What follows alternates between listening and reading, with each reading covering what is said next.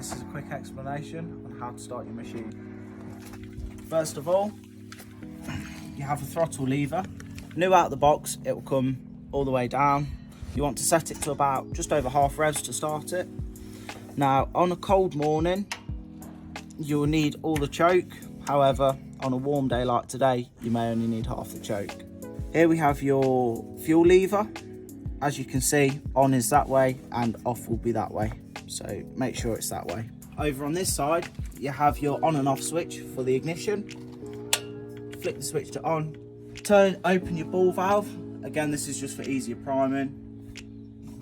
And then all you do is you just give the machine a good pull. When the machine's running, don't forget to flick the choke off, turn the